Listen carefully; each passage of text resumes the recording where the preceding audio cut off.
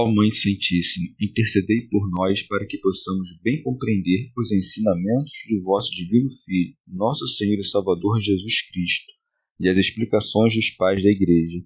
Ó Virgem Imaculada, ofereço-vos este trabalho e peço que abençoeis aqueles que o ouvirem, e que seja para a maior honra e glória de Deus. Amém. Senhor onipotente, purificai o meu coração e os meus lábios. Vós, que purificastes os lábios do profeta Isaías com carvão em brasa, e dignai-vos, por tal modo, purificar-me com a vossa misericórdia, para que possa dignamente anunciar o vosso santo Evangelho. Por Jesus Cristo nosso Senhor. Amém. Senhor, abençoai-me. Que o Senhor resida no meu coração e nos meus lábios, para que anuncie digna e convenientemente o seu Evangelho. Amém. Evangelho de Nosso Senhor Jesus Cristo, segundo São Marcos. Pregação de João Batista e batismo de Jesus. João proclamava: depois de mim vem aquele que é mais forte do que eu, de quem não sou digno de, abaixando-me, desatar a correia das sandálias. Eu vos batizei com água, ele, porém, vos batizará com o Espírito Santo. Aconteceu naqueles dias que Jesus veio de Nazaré da Galiléia e foi batizado por João no Rio Jordão. E logo ao subir da água, ele viu os céus se rasgando e o Espírito, como uma pomba, descer até ele, e uma voz veio dos céus: Tu és o meu Filho amado, em ti me comprazo. Comentários dos Pais da Igreja. Glosa de São Tomás de Aquino. João proclamava: depois de mim vem aquele que é mais forte do que eu. Dizia isto para afastar a opinião da turba, que acreditava ser ele o Cristo. Prenuncia que o Cristo é mais forte, pois perdoaria os pecados, coisa que ele mesmo não podia fazer. Pseudo Jerônimo. Quem é também mais forte na graça pela qual são lavados os pecados e que João anuncia? É seguramente aquele que perdoa os pecados 70 vezes 7. A graça é certamente anterior, mas perdoa os pecados uma só vez pelo batismo. Já a misericórdia em relação aos miseráveis, desde Adão até Cristo, chega a 77 gerações e 144 mil pessoas. Pseudo Crisóstomo. E para que não se pensasse que dizia isso para se comparar a Cristo, acrescentou: de quem não sou digno de, abaixando-me, desatar a correia das sandálias. Não é, no entanto, a mesma coisa dizer desatar a correia das sandálias, como diz Marcos, e levar as sandálias, como diz Mateus. E prosseguindo a ordem da narrativa, os evangelistas, não ocultando nada, afirmam que João disse ambas as coisas com sentidos diferentes. Os que escreveram acerca disso explicaram cada sentido de modo diverso. Chamam, pois, de correia o cordão das sandálias. João, portanto, disse isso para exaltar a excelência do poder de Cristo e a grandeza da divindade, como se dissesse: não sou útil nem mesmo para ser contado na categoria de servente. É por isso algo grande prestar atenção como que prostrando-se abaixo aquilo que pertence ao corpo de Cristo e ver de baixo a imagem das coisas celestes e desatar explicando cada uma das coisas inexplicáveis que dizem respeito ao mistério da encarnação. Pseudo Crisóstomo. A sandália, com efeito, fica na extremidade do corpo, ao final, pois, e para cumprir a justiça, o Salvador encarnou-se. Por isso é dito pelo profeta: pousarei o meu calçado sobre Edom. São Gregório Magno. As sandálias também se fazem de animais mortos. Vindo, pois, encarnado o Senhor, apareceu como que calçado, assumindo em sua divindade a carcaça de nossa corrupção. Ou de outro modo, foi costume entre os antigos que, se alguém não quisesse aceitar a esposa que lhe fosse devida, aquele a quem ela coubesse em sorte por direito de parentesco desataria o calçado deste homem. Convenientemente, pois, João se declara indigno de desatar a correia de seus sapatos, como se dissesse abertamente: não tenho forças para desnudar as plantas do pé do Redentor, porque não faço uso do nome de noivo, que não mereço.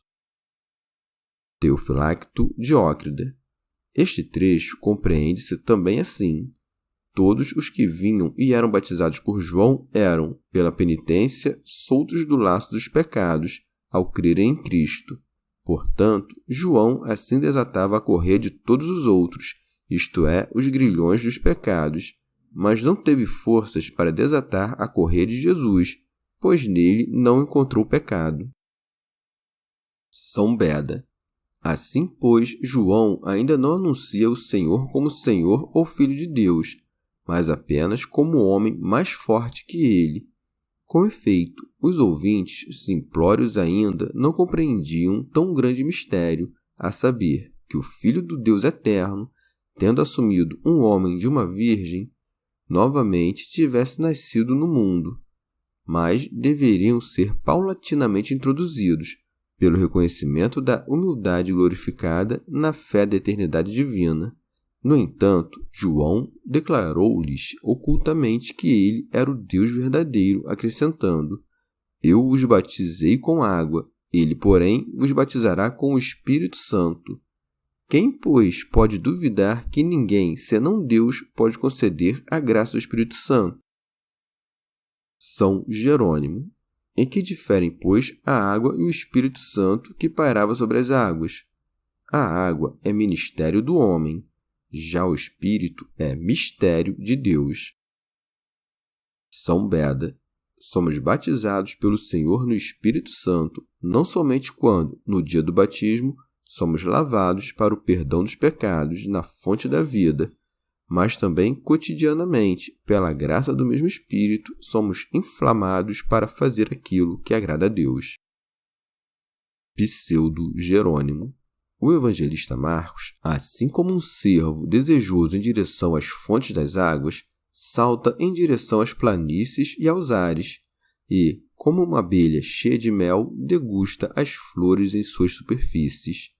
Por isso, inicia sua narrativa a partir do momento em que Jesus vinha de Nazaré, dizendo: Aconteceu naqueles dias que Jesus veio de Nazaré da Galiléia e foi batizado por João no Rio Jordão. Pseudo Crisóstomo.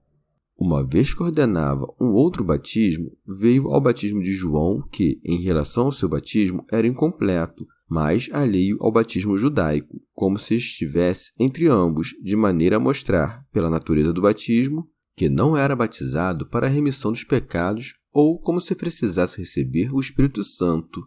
Com efeito, o batismo de João estava privado de ambas estas coisas. Ele foi batizado, no entanto, para fazer-se conhecido a todos, para que nele crescem e para completar toda a justiça, que é a observação dos mandamentos. Havia, pois, sido ordenado a todos os homens que se aproximassem do batismo do profeta.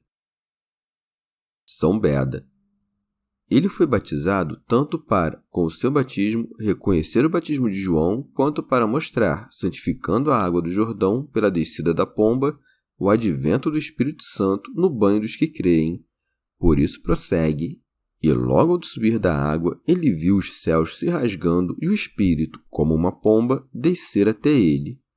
Abrem-se os céus não pela abertura dos elementos, mas para os olhos espirituais, pelos quais Ezequiel, no início de seu livro, recorda que estavam abertos. E por ter visto os céus abertos após o batismo, realizou, sobretudo, uma graça para nós, aos quais, pelo banho da regeneração, é aberta a porta do reino celeste. Pseudo Crisóstomo. Ou para que dos céus a santificação seja concedida aos homens, e para que as coisas terrenas se reúnam às celestes.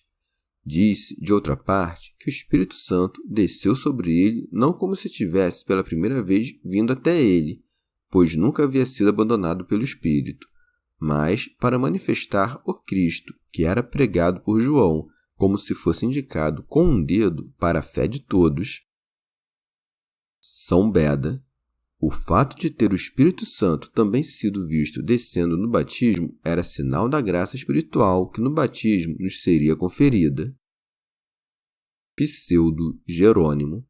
Esta é a unção de Cristo segundo a carne, a saber, a do Espírito Santo, sobre a qual foi dito: te ungiu Deus, o teu Deus, com óleo de alegria, de preferência aos teus companheiros.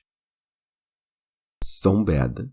Convenientemente, o Espírito Santo desceu em forma de pomba, pois é um animal muito simples e alheio à malícia da cólera.